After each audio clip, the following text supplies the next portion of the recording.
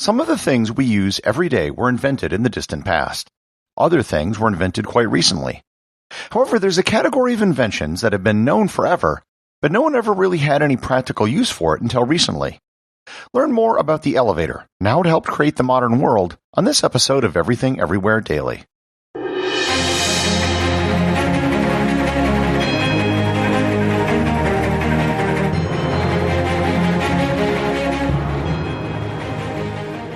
This episode is sponsored by you.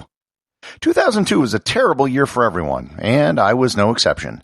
The industry I was involved in, the travel industry, basically vanished. So on July 1st, I launched a podcast that I had floating around as an idea in the back of my mind for years. Since then, the little podcast that could has been growing, and it's all due to listeners like you. I'd especially like to thank everyone who has supported the show over on Patreon, especially at the producer level. It really, and I can't stress this enough, really helps me make this show possible. You can get merchandise like stickers, t-shirts, and hoodies for your support as well. Visit patreon.com/everythingeverywhere to show your support for the show, or just click on the link in the show notes. If you think about it, the elevator is a pretty simple device. Ever since we had ropes and pulleys, we had everything we need to make elevators. It isn't surprising that the first recorded example of something like an elevator was created by Archimedes, who built a crude lifting device out of hemp rope. We know that throughout the ancient world in the medieval periods, there were many rope and pulley lifting devices. It wasn't something that was uncommon. However, they were almost always used as cranes for construction. They were mostly used to lift large stones and not people. There are several reasons why elevators never took off for lifting people. First, there was little need to lift people very high. Most buildings prior to the 19th century weren't that tall. While there were some tall buildings like cathedrals, it was mostly a large enclosed space, and few people needed to go anywhere other than the ground floor. In ancient Rome, they had apartment buildings called insulas. The very tallest might get 5 or 6 stories, and the rents were based on how high up they were. Unlike modern buildings where the penthouse might be the most expensive unit, back then the higher up you were, the cheaper the rent, because you had to walk up and down all the time. Even mines weren't designed for elevators because they weren't dug with a vertical shaft. They just dug tunnels by hand, and then you walked into the tunnel. The second problem was that of energy. If someone is going to be lifted up or down, something is going to have to provide the energy to do it. On a construction site, you might have a team of animals or people to provide that power, but it wasn't something that was on demand that you could use in a building. The final problem was safety. If you lift someone up by a rope, what happens if the rope breaks? You fall and you die, or you get seriously injured. They didn't have cables back then. They only had fiber ropes that had a limited lifespan. Over the centuries, there were other attempts at lifting people up and down with ropes. In Moorish Spain, the Muslims had a built-in elevator-like device to raise weapons. Leonardo da Vinci had created a system, at least on paper. In the 18th century, King Louis XV of France created a flying chair to bring his mistress up to his room at the Palace of Versailles. However, these were mostly one-off experimental projects which weren't really intended for widespread use. The 19th century saw a confluence of technologies and needs which led to vertically moving things. The development of steam engines in the 18th century led to a demand for coal, which required deeper mines, which necessitated lifting things up and down. Steam engines were a way to provide power to provide mechanical lift. In 1835 in England, a huge innovation in elevators was created with the development of the permanent counterweight. The counterweight lessened the amount of energy needed to lift things up and down. However, the big advance, and the thing which made elevators plausible as a means of transporting humans, was developed in 1852 by Elijah Otis. He developed the safety elevator. This was a system that would prevent an elevator car from falling if the rope was cut. He dubbed it, quote, an improvement in hoisting apparatus elevator brake. He famously gave a demonstration at the Exhibition of Industry of All Nations in New York in 1854. He was raised up on a platform that was suspended by a single rope.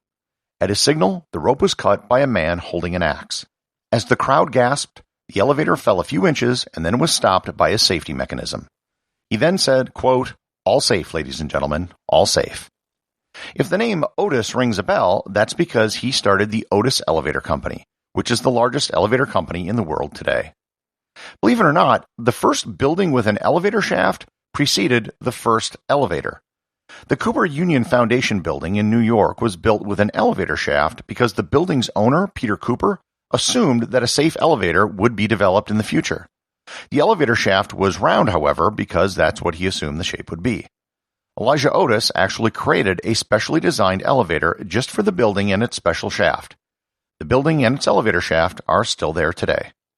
Otis's demonstration was a success as far as selling elevators went. Before a safety demonstration, he had only sold 3 elevators. After the demonstration, he sold 7 within the first year. Most of these were 2- or 3-story elevators for residential homes. The first commercial elevator, which was open to the public, was in 1857. It was installed in the E.V. Hotwarp building in New York. It was a steam-powered hydraulic elevator that went 5 stories. It was installed for a department store that installed it as an attraction to draw customers. The elevator car was more of a room with couches where people could sit, and it was really, really slow.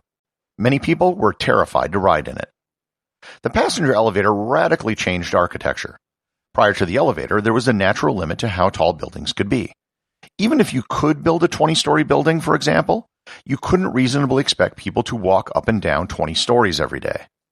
The next big innovation in elevators was the electric motor. Steam worked, but steam engines were big, noisy, and not really efficient. Buildings grew taller as elevators became more popular and accepted.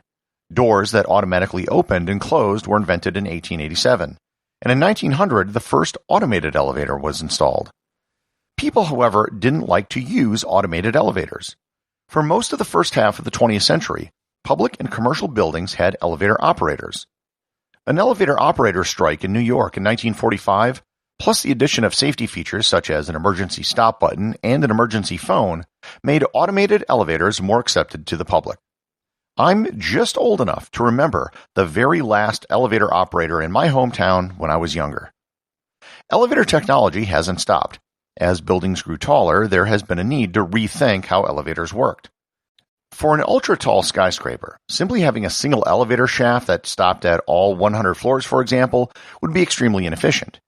If you had to get to the 100th floor, it would take forever.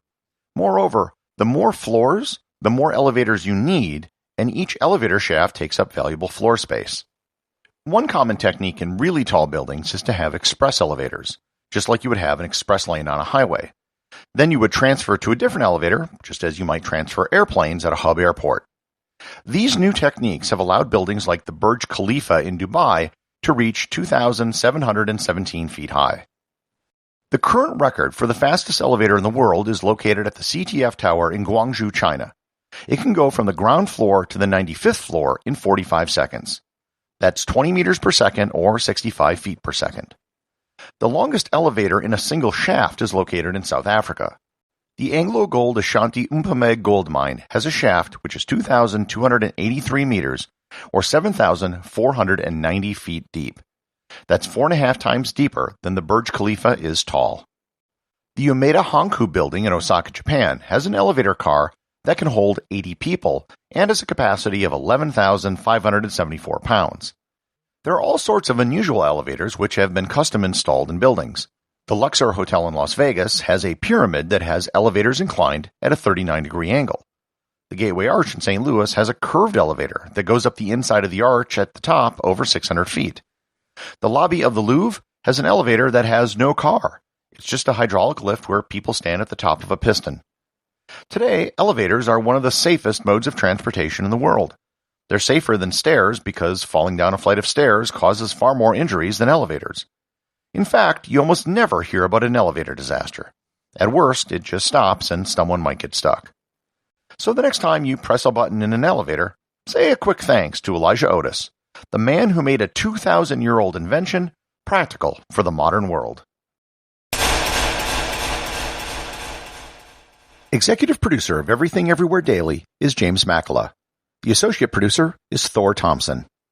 Remember to leave a 5-star review to get your review read on the show. They can be left at Apple Podcasts, Podcast Republic, or wherever you listen to the show. Also, you can help support the show over at Patreon.com. Patrons can get merchandise like t-shirts and hoodies, as well as having direct access to provide suggestions for future episodes.